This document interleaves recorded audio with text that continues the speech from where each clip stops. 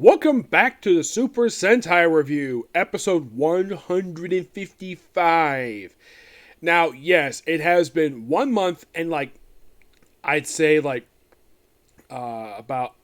month and about a couple weeks since I actually did a review for Super Sentai. Well, there has been a pretty good reason why. And the reason is actually pretty simple, really.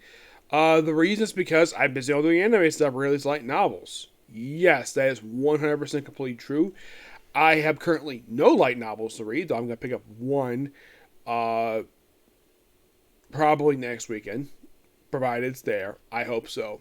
Now, in these episodes, they're basically discussing here episodes 21 to 23. This actually is, believe it or not, a three-parter. Yes. We're introduced to three monsters pretty quickly. Actually, more like four. We're introduced to the first mask under the new general, Iron Mask Gorenger. We have Shoot Mask, which he is simply a guy with a freaking cannonball shoot at his freaking head. Gear Mask, who basically gears can move. The Wire Mask, basically him. He's basically covered like silver wire wrapped around his head. And then at the end of basically the very next episode, toward the end, basically 23 used to Razor Mask.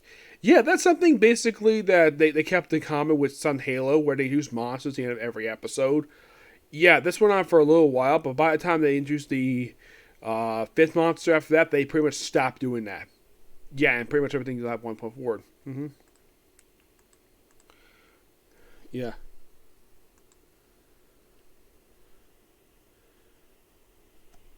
Let's see. So, pretty much this three-parter is all about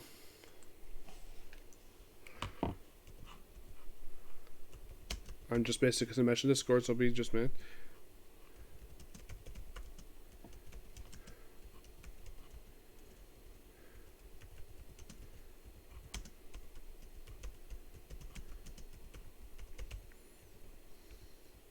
Now, pretty much in a way, this is pretty much in the the whole focus of this one is getting your hands on this blimp.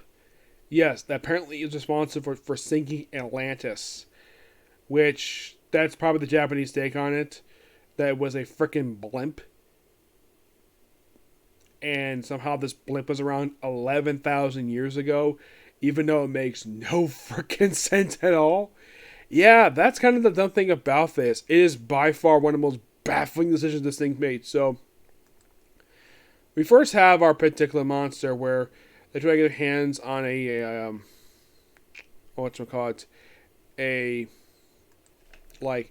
map. That's in what the first part is, and they have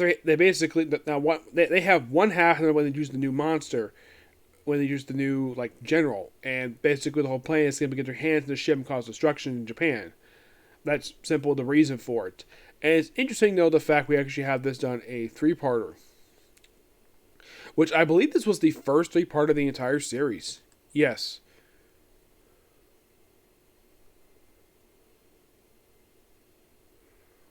It's considered as the Atlantis warship.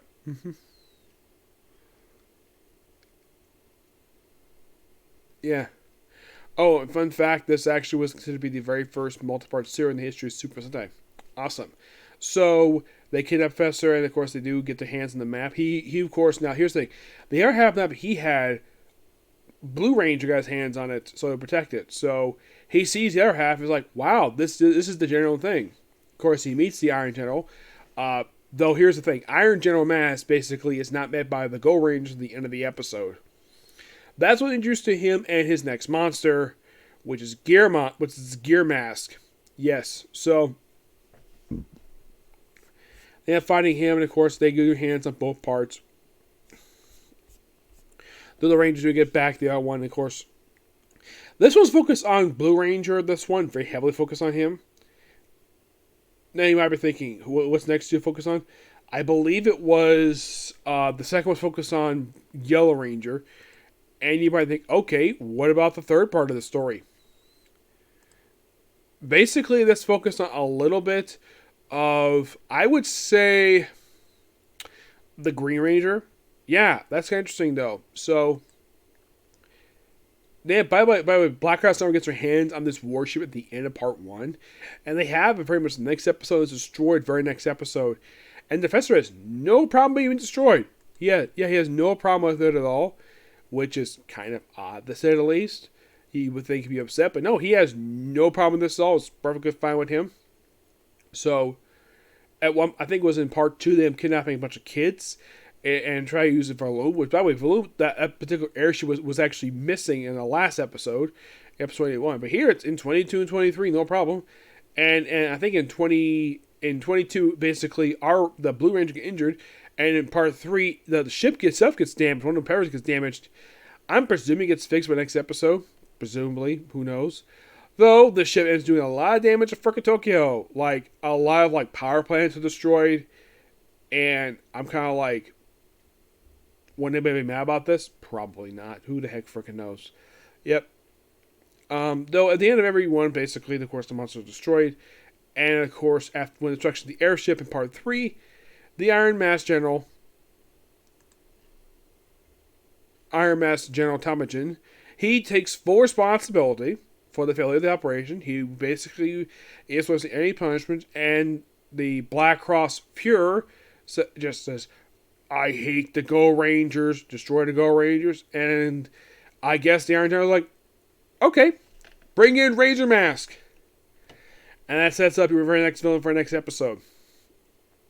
Plus, I love the introduction of some of these villains, where in the case, now this episode, the previous one, they just have these two kind of a cave. Gear Mask basically was introduced with him when he just randomly on the ship. Like, oh, here's Gear Mask. And by the way, his plan is simply this. Use himself as a frickin' bomb to blow up Mount Fuji.